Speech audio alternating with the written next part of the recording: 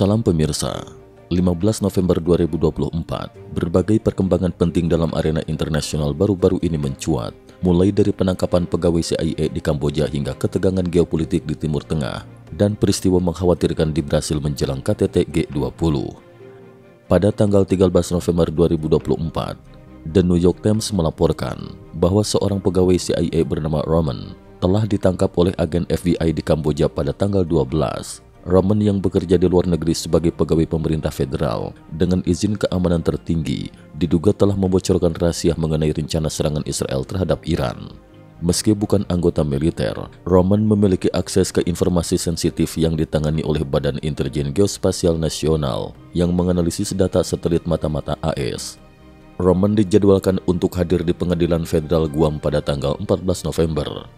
Dalam perkembangan lain, The Washington Post melaporkan bahwa 3 pejabat Israel mengungkapkan bahwa Ron Dermer, Menteri Urusan Strategis dan Asisten Dekat Perdana Menteri Benjamin Netanyahu, telah memberitahu Presiden Amerika Serikat Donald Trump serta menantunya, Jared Kushner, pada tanggal 10 November 2024, bahwa Netanyahu tengah mempercepat upaya mencapai kesepakatan gencatan senjata dengan Hizbullah.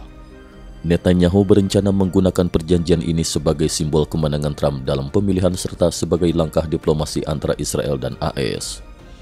Menteri Luar Negeri Israel, Gideon Sa'ar, pada tanggal 11 November 2024 menyatakan bahwa negosiasi dengan Hizbullah telah menunjukkan kemajuan tertentu. Namun Hizbullah sendiri menyatakan belum menerima proposal baru dari pihak Israel. Israel menegaskan 3 syarat utama sebelum mempertimbangkan gencatan senjata: pelucutan senjata Hizbullah, penarikan pasukan Hizbullah ke utara Sungai Litani, dan pengamanan kembalinya warga perbatasan utara Israel ke rumah mereka dengan aman. Menteri Luar Negeri Prancis, Jean-Noël Barrot, pada tanggal 13 November 2024, menyatakan keberatan terhadap syarat Israel yang menginginkan kemampuan untuk menyerang Lebanon kapan saja sebagai bagian dari perjanjian gencatan senjata dengan Hizbullah. Barrot menegaskan bahwa permintaan tersebut tidak sejalan dengan prinsip kedaulatan negara yang kuat dan dapat mengganggu stabilitas regional. Para diplomat internasional menyatakan skeptisme terhadap kemungkinan Lebanon atau Hizbullah menerima syarat-syarat ketat yang diajukan oleh Israel. Menteri Pertahanan Israel yang baru, Katz, pada tanggal 12 November 2024 menegaskan bahwa Israel tidak akan menghentikan operasi militernya di Lebanon sebelum mencapai tujuan strategis yang diinginkan dan tidak akan memberikan ruang bagi Hizbullah untuk memperkuat posisinya. Sebagai bagian dari upaya tersebut, Angkatan Udara Israel telah melakukan serangkaian serangan di daerah Beirut dan Dahiyeh.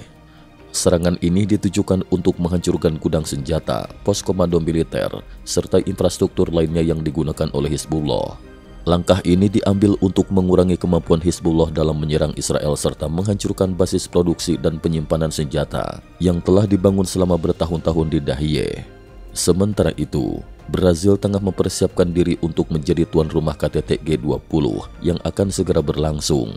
Pemimpin Partai Komunis Tiongkok Xi Jinping dijadwalkan melakukan kunjungan kenegaraan ke Brazil pada tanggal 17 November 2024. Namun pada tanggal 13 November 2024 terjadi serangkaian ledakan di Mahkamah Agung Brazil. Insiden tersebut menewaskan tersangka yang diduga mencoba membawa bom ke dalam pengadilan. Para hakim dan staf pengadilan berhasil dievakuasi secara darurat. Sementara Istana Kepresidenan dan Kongres yang berdekatan meningkatkan tingkat kewaspadaan.